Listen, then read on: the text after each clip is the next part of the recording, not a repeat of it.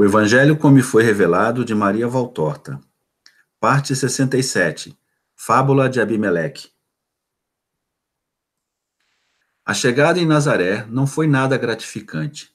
A receptividade estava cada vez mais irônica e incrédula. Não havia amor. Apenas rejeição e calúnias. Jesus, com mansidão, respondia aos que lhe abordavam, quando alguém gritou: Será que Nazaré se tornou tua madrasta? Quando não podemos dizer que alguém é bom, é caridade nos calarmos. Mas meu louvor estaria prestes a brotar, caso viesses a me escutar. Queres é ser aplaudido. Quero ser ouvido para o bem das vossas almas. Se queres, então fala. O sinagogo que ali passava, afinal, o convidou a ir tirar algumas dúvidas. Na mesma hora, a sinagoga ficou lotada de curiosos. Jesus era realmente desacreditado. Diziam até que havia enlouquecido.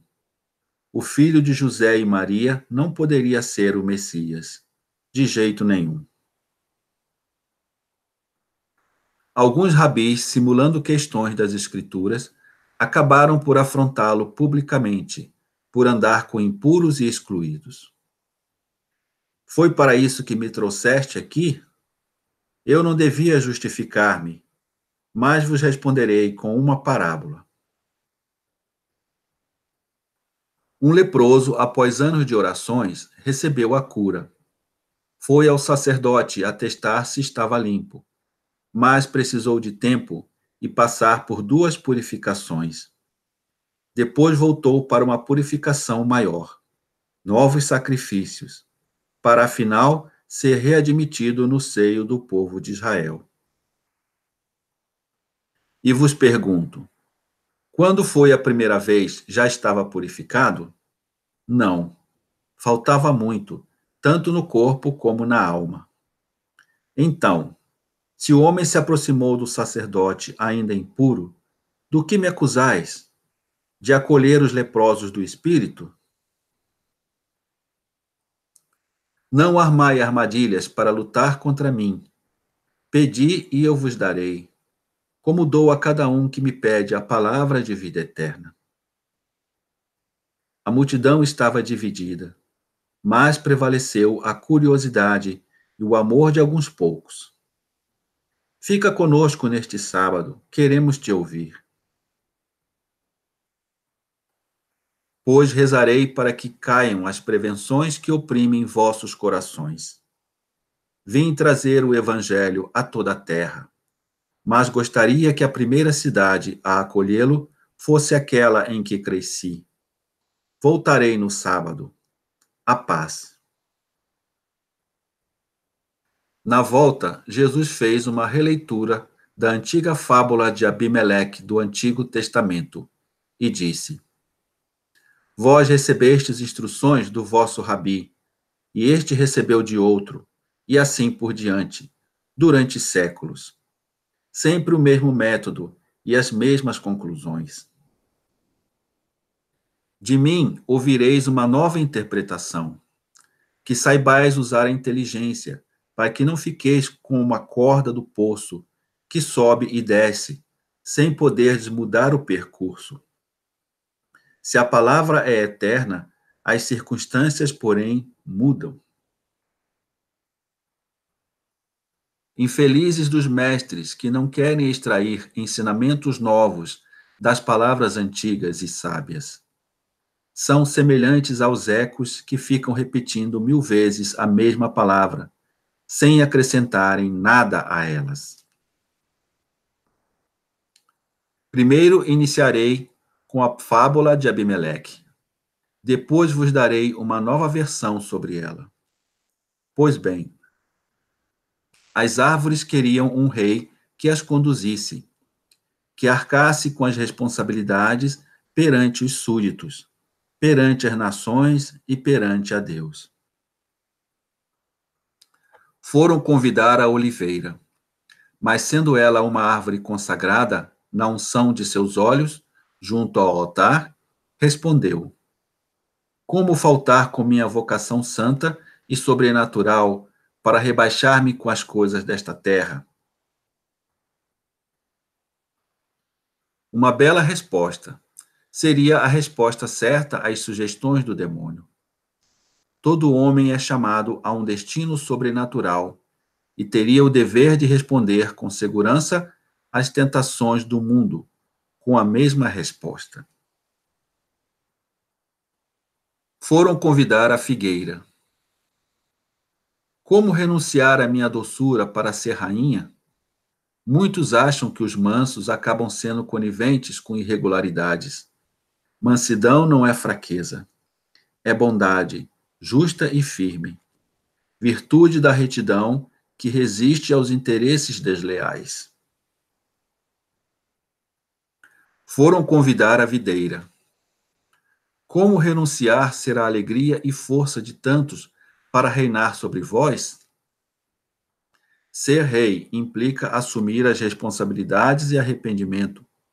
O poder seduz, e mais raro que um diamante negro é o rei que não peca. Porque os louvores são doces, e no primeiro encolher de ombros, a voz da consciência, chega a hora que não mais consegue reinar. Apenas os interesses dos demais, chegando até a eliminá-lo, quando percebem que não tem pressa de morrer. Afinal, foram atrás do espinheiro, que não os repeliu, mas impôs severas condições. Se me quereis como rei, vinde ficar sob meus pés. E se não quiserdes, depois de eleito, farei de cada espinho um tormento aceso a queimar cada um. Esta a realeza que o mundo aceita, prepotência e ferocidade, encaradas como verdadeira realeza.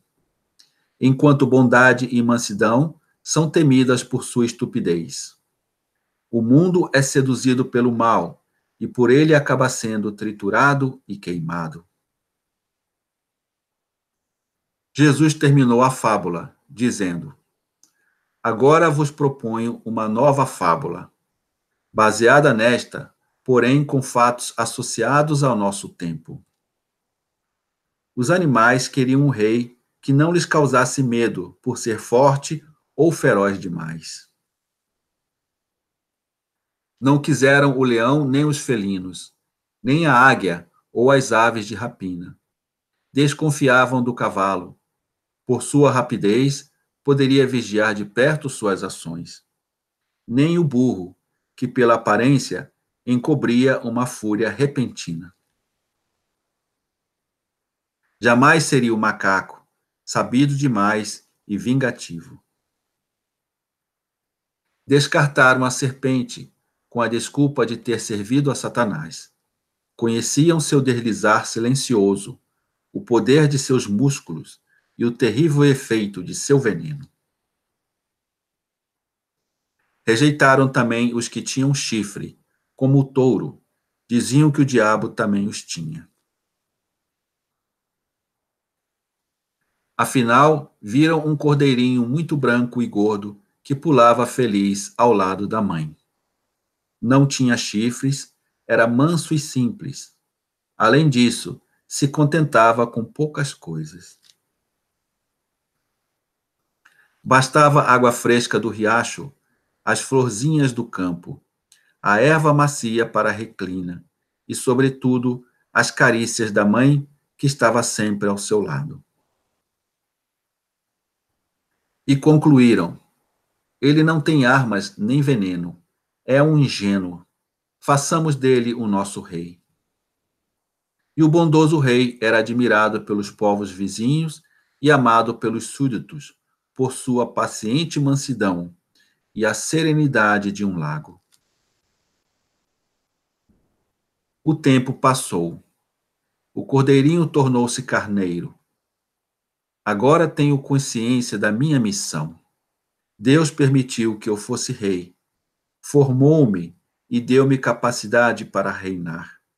Então reinarei. Diante de tamanhas irregularidades quanto à honestidade e aos costumes, precisou levantar a voz para repreendê-los. Mas os súditos riam dele. Seus doces balidos não intimidavam ninguém. O cordeiro que se tornou carneiro não se limitou aos seus balidos. Foi atrás dos culpados para reconduzi-los aos seus deveres. A serpente, porém, lhe escapou entre as patas. A águia levantou o vôo. Os felinos, com uma patada, mostraram suas garras.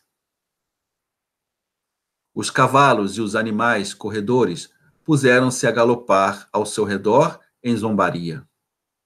Os elefantes e outros paquidermes, com apenas um golpe, o jogaram longe.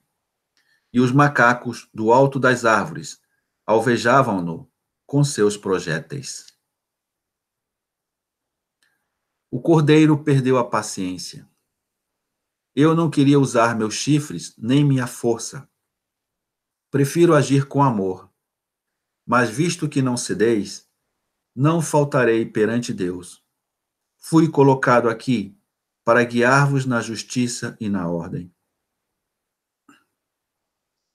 E assim, com seu chifre, castigou de leve as pequenas faltas, mas com seu fortíssimo pescoço arrombou portas e barragens, desfez moitas e esconderijos, onde os poderosos corruptos acumulavam suas riquezas e encobriam as suas imundícies. O rei tornou-se forte demais. Concluíram. Deseja realmente reinar. Vamos destroná-lo.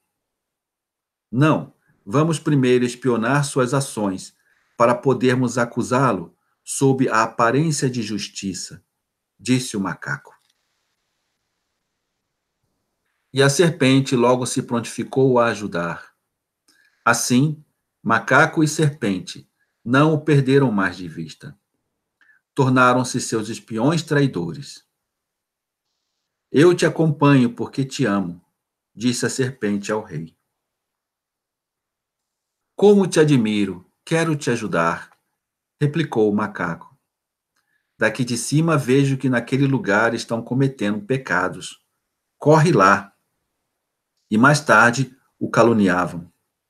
Ele finge que vai converter, mas na verdade participa dos banquetes e orgias.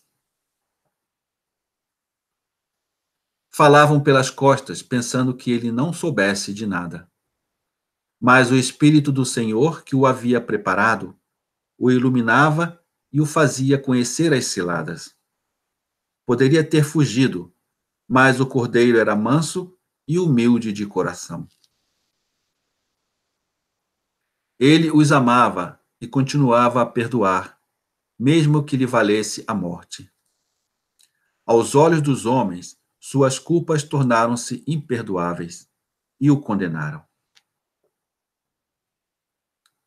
Jesus encerrou dizendo: Pelo amor que tenho por esta cidade, que me criou, quero dizer-vos: não sejais hostis e sede retos no julgar.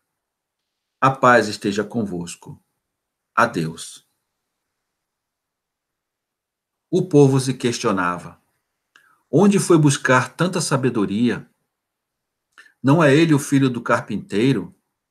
Ele nunca foi à escola. Sua mestra foi a mãe.